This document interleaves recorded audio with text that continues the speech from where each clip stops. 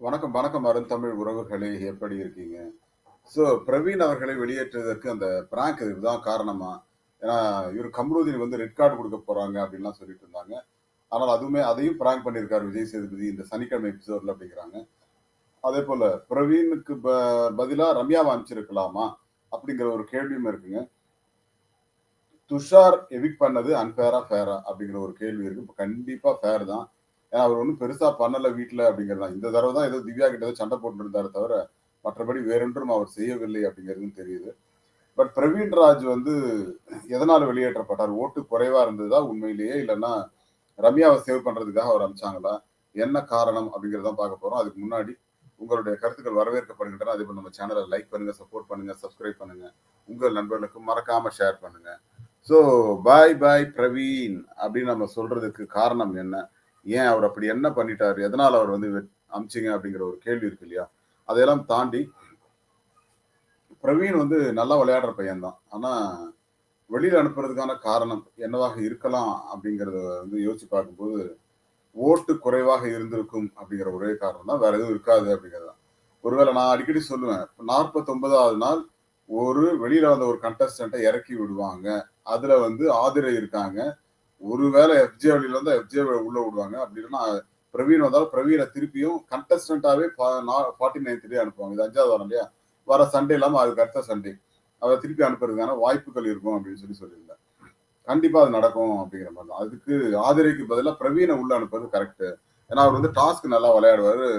அடிச்சு விளையாடக்கூடிய ஒரு நபர். அதனால வந்து அவர அனுப்பினாலும், அவர திருப்பி அனுப்புறதுக்கு வாய்ப்பு அதிகமா இருக்கு அப்படின்னு சொல்லியிருந்தேன்.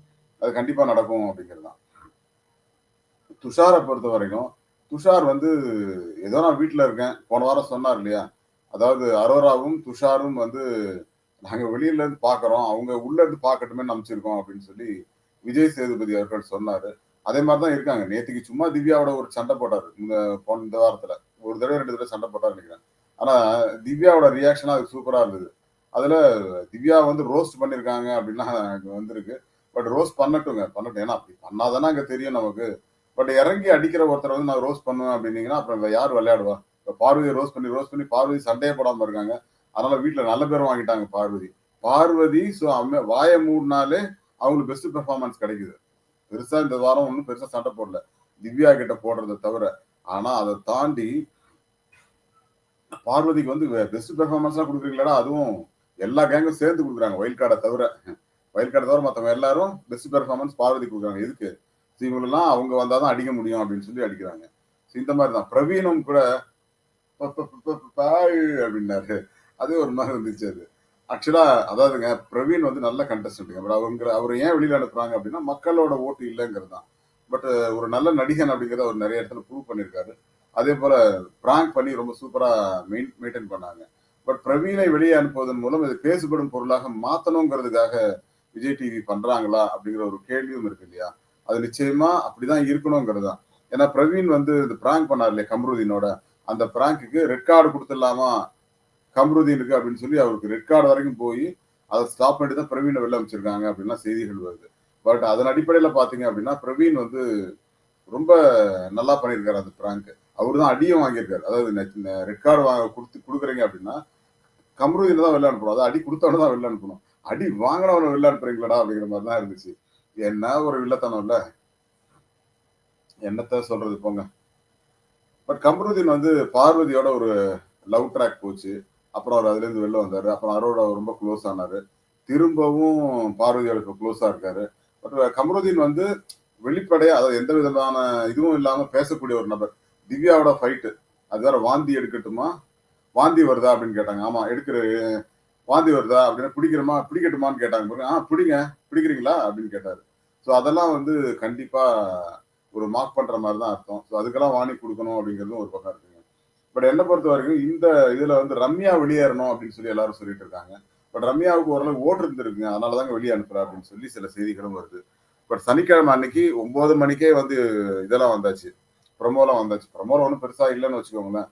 இருந்தாலும் சில இடங்கள்ல பார்க்கும்போது என்னையா இது சும்மா நம்மள வெறுப்பேத்திட்டு இருக்கானுங்க அப்படிங்கிற மாரி தான் இருக்கு.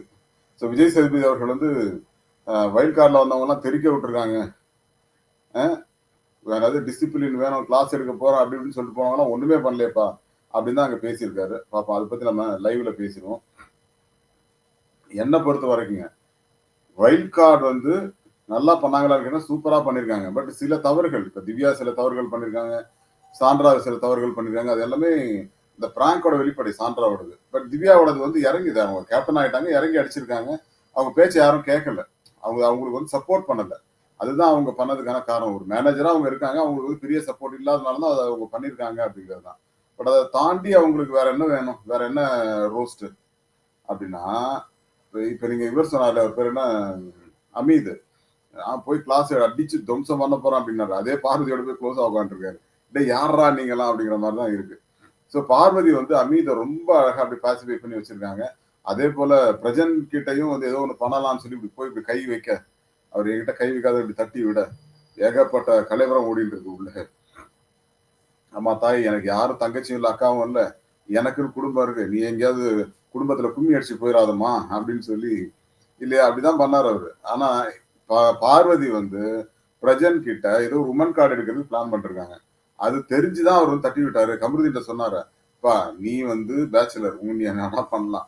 பட் நான் அப்படி பண்ண முடியாது. எனக்கு வந்து என்ன ஏதாவது பண்ணிட்டாங்க அப்படின்னா, அது வேற மாரி போர்ட்ரே ஆயிரும். நான் ஏதோ வீக் அப்படிங்கிற மாரி ஆயிடும். அதனால அதெல்லாம் நான் அலோவே பண்ண மாட்டேன்" அப்படின்னு சொல்லி ரொம்ப அழகா சொல்லியிருக்காரு. பட் அதான் சொல்றேன். அதாவது நீங்க பார்வதி நெனச்சா என்ன வேணா பண்ணலாம் அப்படிங்கிற மாரி இருந்தது இல்லையா? அத வந்து உடைச்சு விட்டாரு. பார்வதிக்கு வந்து அது ரொம்ப பயங்கர ஷாக். என்னடா இது அப்படின்ட்டு. அதே போல பார்வதி வந்து சாண்ட்ரா கிட்ட சொல்லியிருக்காங்க. உன் புருஷன நான் சைட் அடிக்கிறேன் தெரியுமா? அப்படின்னு இருக்காங்க. சோ இது எல்லாமே இன்டகிரேட் பண்ணி பார்த்தீங்கன்னா, இந்த பார்வதி பண்ற தவறுகள் வந்து தெரியுது. சாண்ட்ரா சொல்லும்போது பார்வதியால பதிலே சொல்ல முடியல. அங்க சொல்றாங்க, "என் புருஷன சைட் அடிக்கிறேன்னு நீ என்கிட்டயே சொல்லியிருக்கியே" அப்படின்னு சொல்லும்போது, பார்வதி நான் வந்து அண்ணனா தானே பார்த்தேன்னு சொன்னாங்க இல்லையா? அதுக்கு சொன்னாங்க அவங்க. அப்போ அது வந்து கிட்டத்தட்ட அத ரிவீல் பண்ணிட்டாங்க. சோ பார்வதியோட முகத்திரை கிழிக்கப்பட்டது ஆக்சுவலா.